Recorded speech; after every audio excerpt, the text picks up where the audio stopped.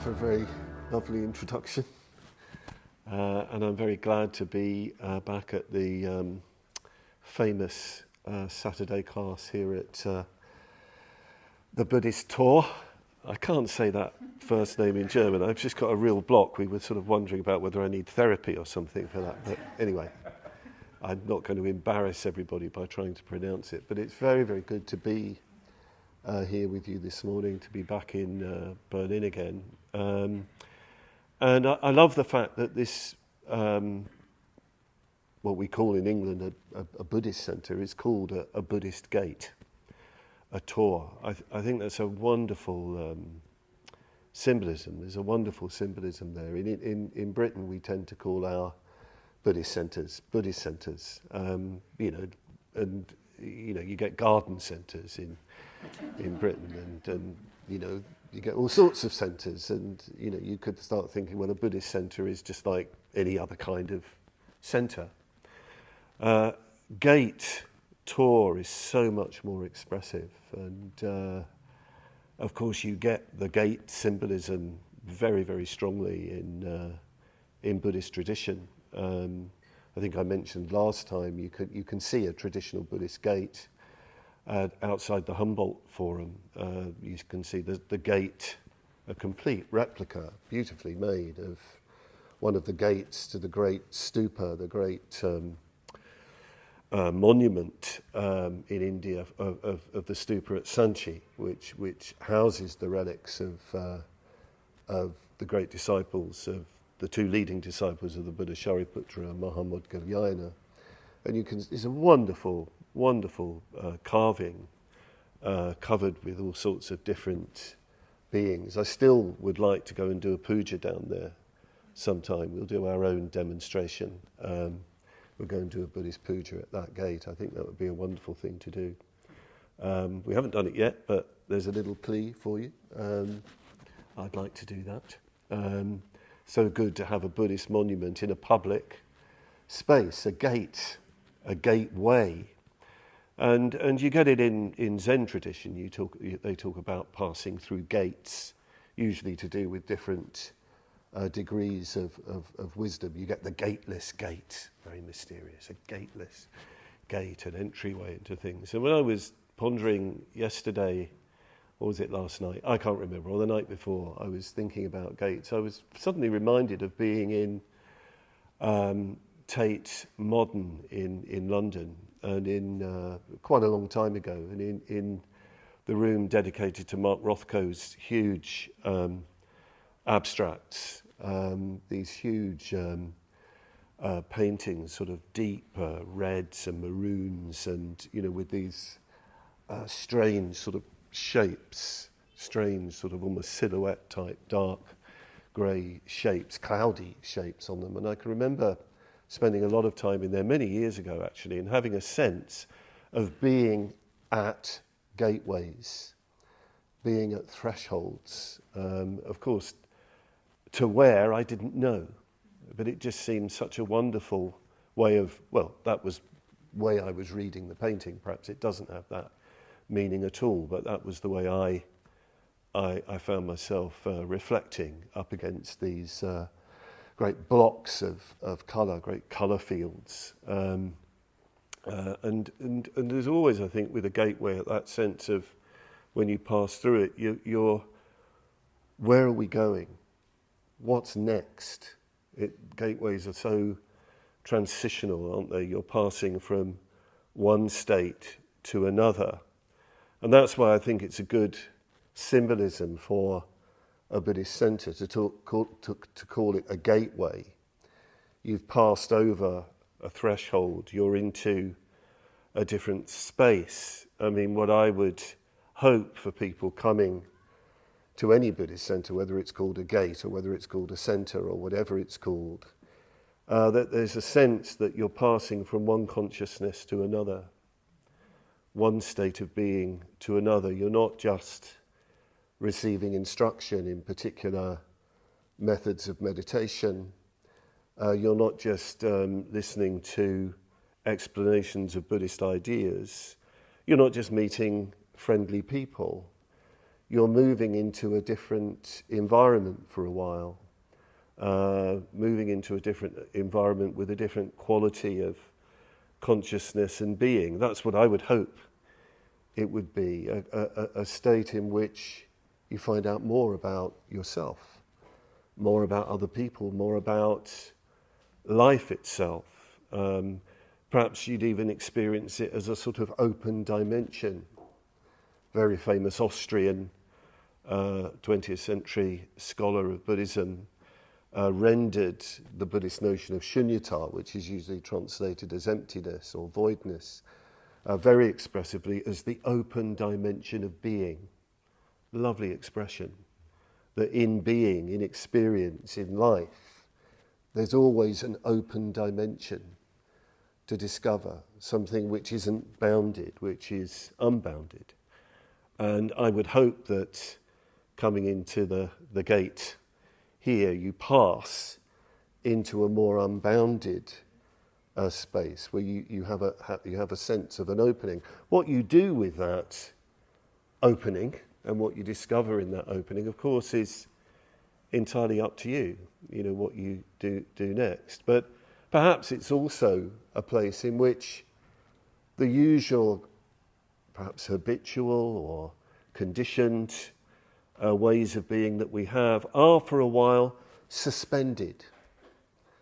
Perhaps time and space and all of the things that we have involved in usual time and usual space are just suspended for a while. They're just absent. And you can discover new things. Sometimes, I know for some people that coming into a Buddhist center for the first time, stepping across the threshold for the first time, as it was for me, it can be ecstatic.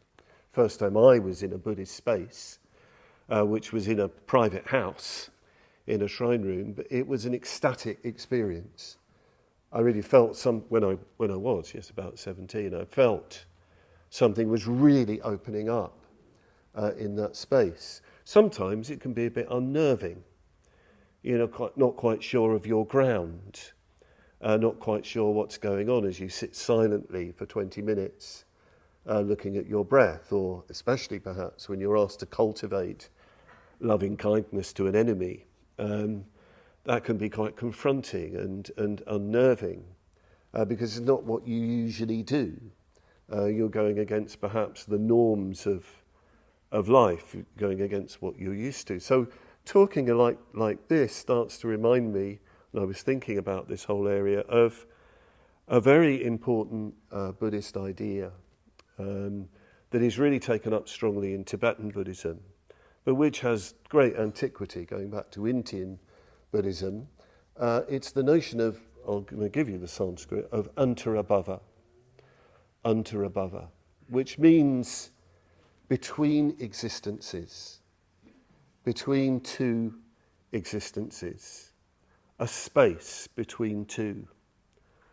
Usually it's described as the space between dying and being reborn, or rather entering into what we call rebecoming. In ancient Indian Buddhist tradition, this was regarded as a sort of liminal space. Everybody likes that word liminal, apparently, these days. This space where everything is open, and you undergo all sorts of, the consciousness undergoes all sorts of visionary experiences before finding embodiment yet again. Tibetan Buddhism especially takes this up very, very vividly. They translate the term antarabhava as Bhardo, B-A-R-D-O, Bhardo, between two. That's literally what it means, the in-between, the between two. And you might have heard of the so-called Tibetan Book of the Dead. The actual the Tibetan word for this text, actually the Tibetan phrase for this text is liberation through hearing in the in-between. Liberation through listening in the in-between state, because it's a book for somebody undergoing the after-death process. They've died, and the Lama or the spiritual friend will read to them the instructions, whispering them into the person's ear. And in Buddhist tradition, there's this idea that the consciousness is still around after death, immediately after death, and is very sensitive, incredibly open. So it needs instruction, because death is sort of catastrophic, isn't it? And very often the descriptions in the Bhardo, they're sort of tragic, comic, because the person who's died doesn't think they're dead. And they're kind of looking at people who are beginning to perform their death rites and so on, and they're saying, I'm here. What are you doing? In any case, you're doing it wrong, because apparently after death you're hypersensitive and you're sort of all-knowing briefly. And you get really angry. And the Lama or the spiritual friend has said, you have died. You've died, you've passed. You must find a path. A very interesting phrase they keep using. You must find a path. You must find a way through this. You need to remember your instructions that you learned in this life. And it goes on, taking them through the visionary journey. It's an extraordinary text, a work of tremendous spiritual inspiration attributed to the great 8th century master Padmavajra, the lotus-born. And this notion of being in an in-between is extended beyond just the in-between between death and taking rebirth. There are many different kinds of in-betweens, but this particular tradition that comes from the school founded by Padmavajra, the Nyingma school, the school of the ancient ones, the old ones, recognises 6 particular in-betweens. Very, very interesting teaching. The 6 in-betweens. There's the in-between of, dying and being reborn. There's the in-between of reality after death, all the visions you undergo. There's the in-between of taking rebirth. There's the in-between of deep meditation, because in deep meditation you're between thoughts. Thoughts have vanished in deep meditation, so you're in this open space. I mean, some of you may be practiced meditation for a while. You might have noticed sometimes that you become very deeply absorbed, and you suddenly realize you're not thinking. And although it's very pleasant and blissful, you might start to slightly panic, because it's not normal. It's deliciously abnormal, but you can't handle it because you're not used to it, and you want embodiment. So you need to learn how to work with that. Dream is also recognized as a Bhardo. This is incredibly significant because we all dream, don't we? We all fall asleep. And in between sleeping and waking, many, many things take place. So that's seen as an in-between. So all these in-betweens are said to be spaces in which you can make real spiritual progress, because a particular kind of set of habits have stopped. Another set of habits haven't started up. So you're in this wonderfully open space. I'm hoping in this, on this morning, on these days you come here, you're feeling you're in that open space, as I said at the beginning. Some of you might have heard about retreats. The centre here, the tour here, organises weekend retreats and week-long retreats. They can be experienced strongly as in-betweens, because retreats are between periods of, as it were, let's call it ordinary life. And you go away, with people very often you don't know that well. You enter into quite a different sort of programme of activities. So if a retreat comes up, do take the opportunity of going. But then the Bhardo that I particularly want to talk about is something even more familiar. It's called sometimes the birthplace Bhardo, probably best translated as the Bhardo of life. So this very life itself, from birth to death, is seen as an in-between, as seen as a wonderfully open space in which to make real spiritual progress. I was saying the other night, and I've probably said it here many times, that in Buddhist tradition, the human life form, the precious human life form, well, it is regarded as incredibly valuable, incredibly precious. Nowadays, people love to denigrate human beings, don't they? We denigrate ourselves all over the place. We might do that sort of privately, having a lot of self-loathing for all sorts of reasons, or, we worry about the planet and all the terrible things going on, and, some people would like to sort of ban human beings. But the reason why we get into these messes is because we do not make the most of our human life. And making our most of our human life is not to do with having and getting and, striving, after material success and everything that goes with that. Making the most of our human life is entering into this life as an open dimension where you can transform yourself from an ordinary human being, wonderful though an ordinary human being is, into nothing less than a Buddha, nothing less than an enlightened being. This is what the Buddhist tradition says, which is astonishing, really. If you've ever read anything about in Buddhism, and you get descriptions of enlightened beings and what they're like, the continuous, undimmed awareness that they have, constant mindfulness, natural awareness, natural compassion, natural contentment, natural bliss, all achieved, as it were, through engaging in spiritual practice. When you read these descriptions and then you're told, actually, you can become that, that's quite shocking. That is actually a possibility, a potential. You can move in that direction. Padmavajra has told you I've been a Buddhist for a long time, and I still believe that movement in that direction is the only thing worth doing. It's the only thing I want to do. But as I go on and as I get older and as powers, as it were, go a bit dimmer, I realise that it's hard. It's hard. Harder than I thought when I was a youngster. I thought I'd be pretty much enlightened after a few years, which is a good attitude to have, I think, because you really throw yourself at it. But as you go on, it becomes, you have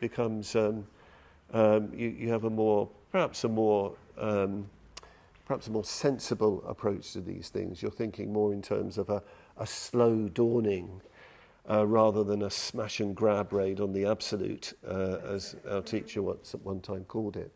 But we have this potential. So I'm going to go through briefly the verse to do with this Bhardo of life, because in this tradition they have different root verses, essential verses, which you recite to remind yourself of what you're supposed to be doing when you're in these spaces, when you're in these in-between. So this verse begins, "O now, when the Bhardo of life upon me is dawning." So you can say that every morning as you get up. "O now, as the Bhardo of life upon me is dawning." Here we are, we've arrived. Abandoning idleness, there being no idleness in a devotee's life.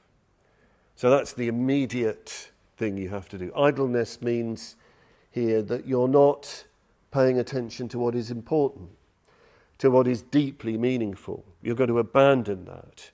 You're going to wake up. You're going to enter into awareness. The devotee here means somebody dedicated to transforming themselves into a Buddha, going on to that path. So, "O now, when the Bhardo of life upon me is dawning, abandoning idleness, there being no idleness in a devotee's life." A devotee, by definition, is not idle, is not unaware, is always wanting to stay aware and not distract themselves from the practice of awareness. And then you get this other wonderful line, entering into the reality undistractedly. What a line. You could just remember that.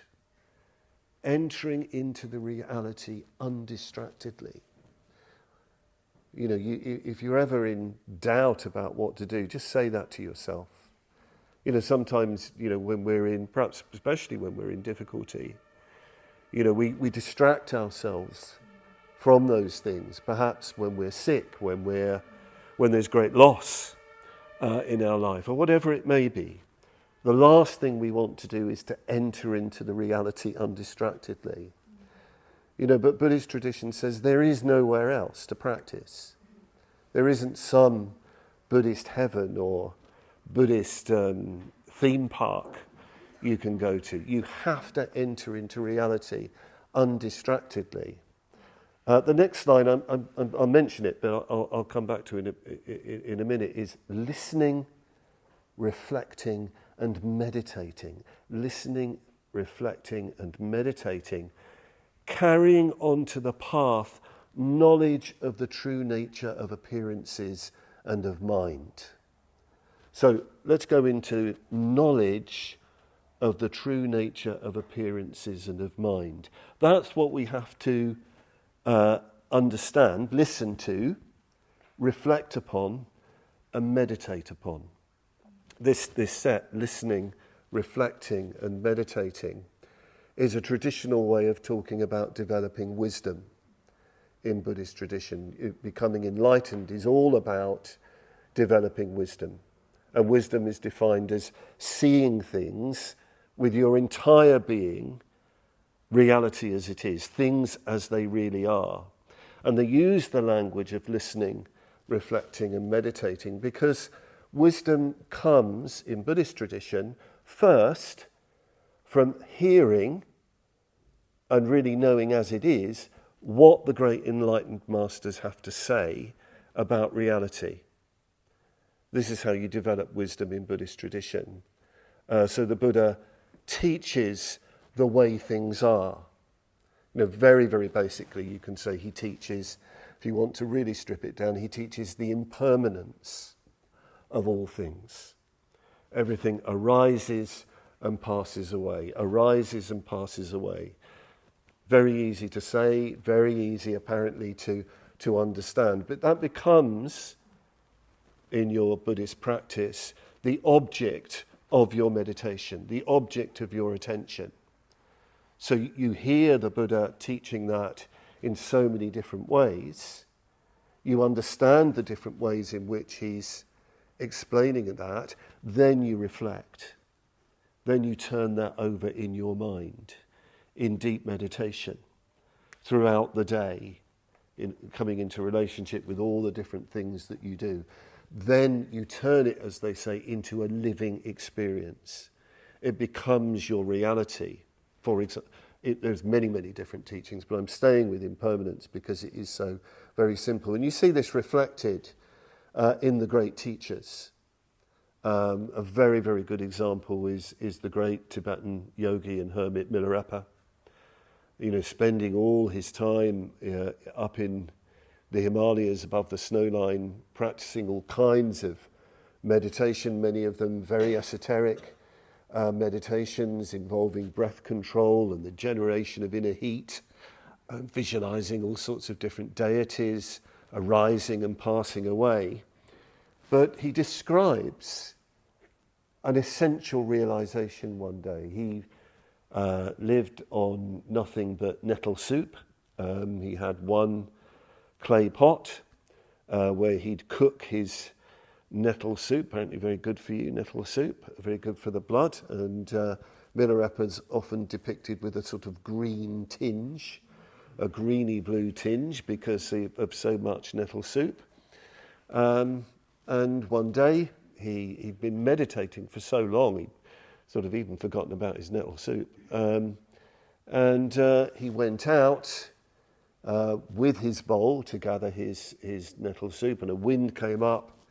He lost his robe, he lost his bowl. His bowl broke And in that moment he saw the impermanence of all things.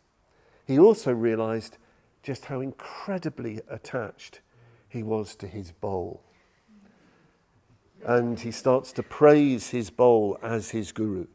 And you have to understand, in this tradition, there's tremendous guru devotion. I mean, Milarepa was utterly devoted to his teacher, Marpa, because Marpa taught him the quick way to enlightenment. Milarepa had had a very dark past. Sometimes we can think we've had a dark past. Well, Milarepa had had a very, very dark past. And in a way, he had only two options. He was either going to go to hell or he was going to gain enlightenment. There was no in-between in that sense. But the pot breaks. And he said, you are my teacher. You are my teacher. You are really showing me the impermanence of all things, the insubstantiality of things, that you can't hold on to anything at all. Nothing, not even a pot. I think in there's an English translation, I think it tries to get the Tibetan across. It goes something like, first there was a pot, now there is not. First there was a pot, now there is not.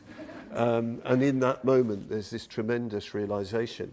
So this is a very good example of listening, reflecting and meditating in a very, very simple way. He'd taken in the teachings of all the masters, all sorts of teachings, probably quite elaborate teachings.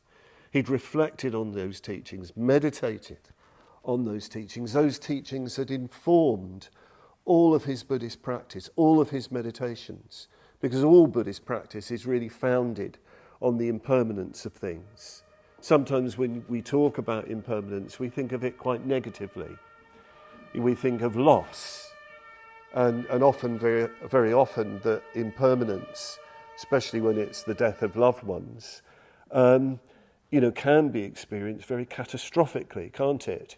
And you can have this sense of, you have stuff and then it goes.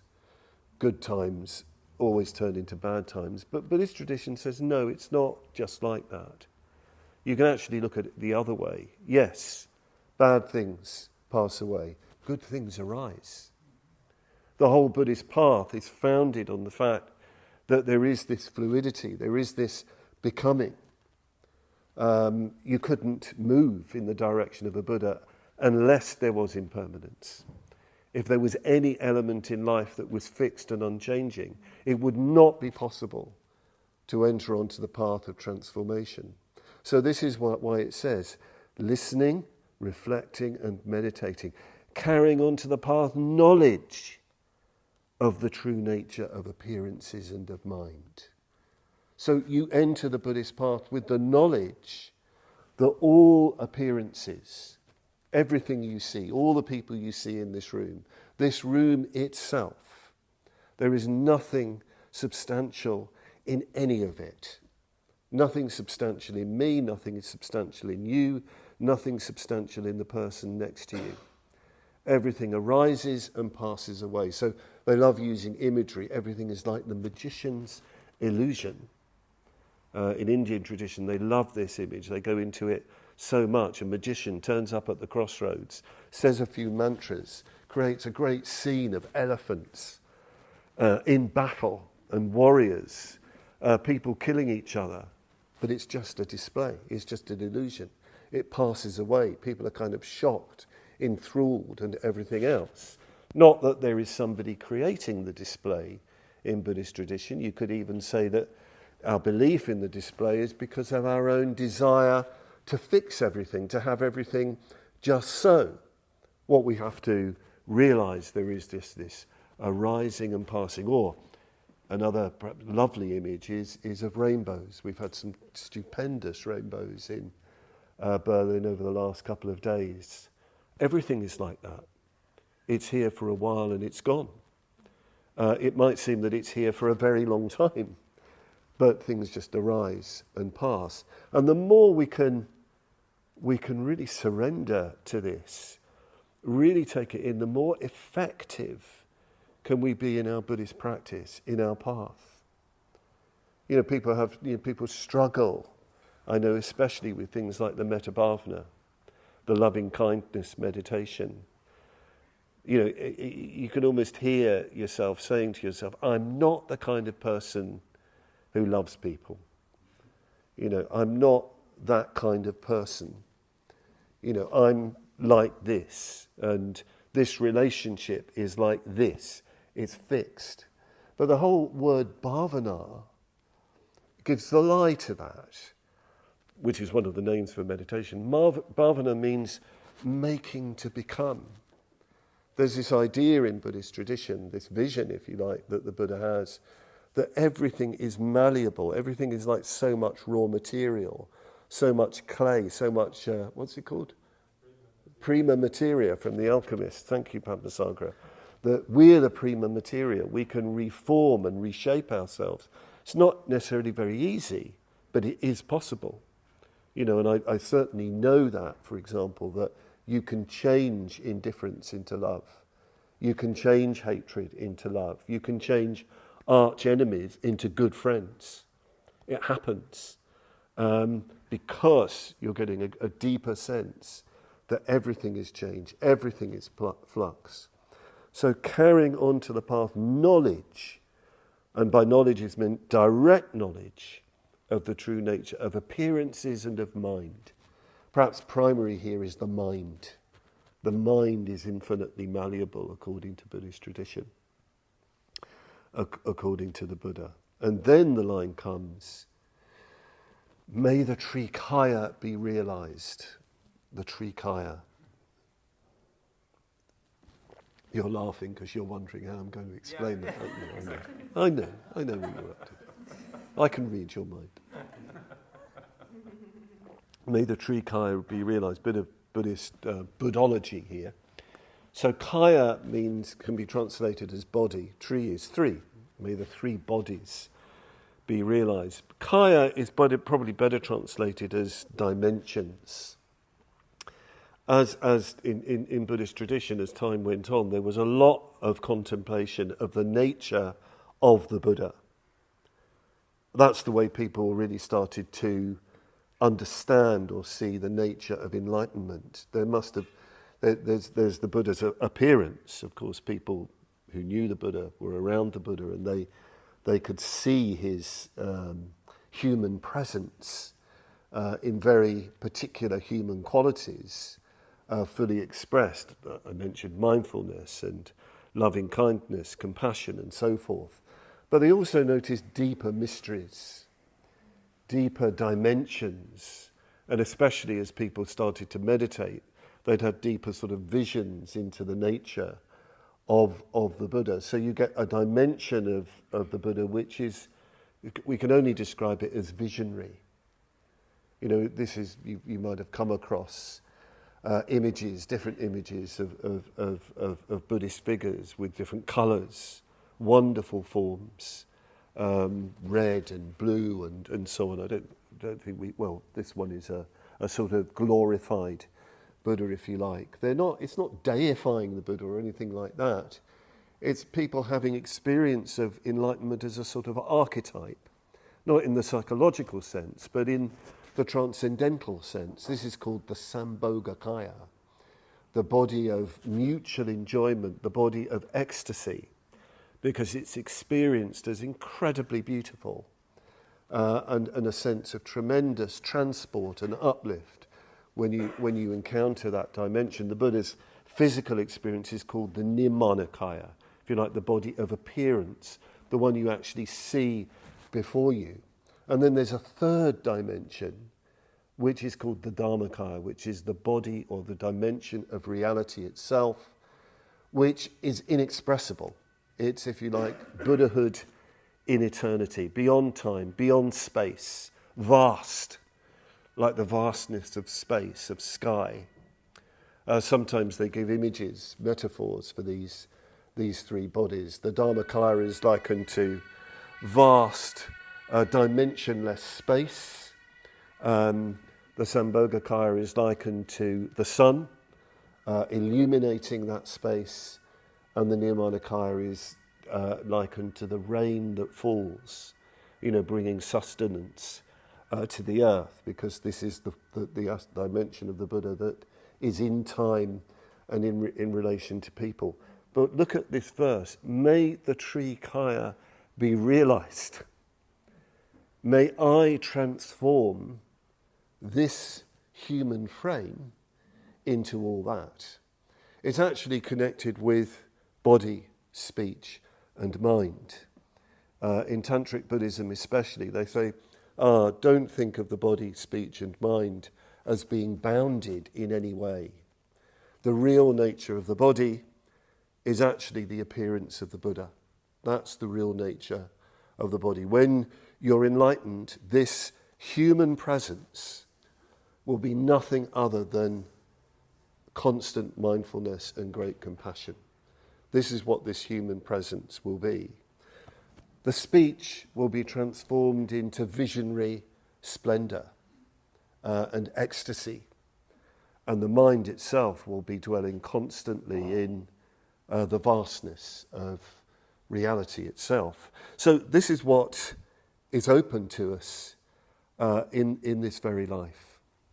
It seems extraordinary, doesn't it? But Buddhism doesn't really want to put any limit on the possibilities of human unfoldment and development. If you engage with the practices, if you engage with the life, and especially if you enjoy the company of spiritual friends, this is what can open up to you. And you get glimpses even of these dimensions as you practice. And then the final line goes, may the tree grow. Since, how does the last line go? Someone? The tree grow. Come on, Padmavajra, help me out here. Basically, the last line is, don't waste time. Don't idle away your time here in this life. Since the human form is given only for a short time, don't waste it. Take up this opportunity right now. One of the things that the Buddhist tradition talks about, they when they talk about the arrival into the human realm, they say it's the word they use is kshana. This is the human life is kshana, which means a moment. A moment. So a human life is made up of many, many moments. So don't waste any moment. So I'll end with the verse. Maybe I'll even remember the last line if I do the whole verse. And perhaps you can meditate on this, you can take this away with you, and you can make the most of your time in this Bhardo, in this in-between, in this room, in this tour, over this threshold, and in your life generally. Oh, now, when the Bhardo of life upon me is dawning, abandoning idleness, there being no idleness in a devotee's life, entering into the reality undistractedly, listening, reflecting, and meditating, carrying on to the path knowledge of the true nature of appearances and of mind, may the tree kaya be realized. Since that the human form is obtained with great difficulty, may there be no time or opportunity in which to idle it away. It is of great importance that these root words be known. Thank you.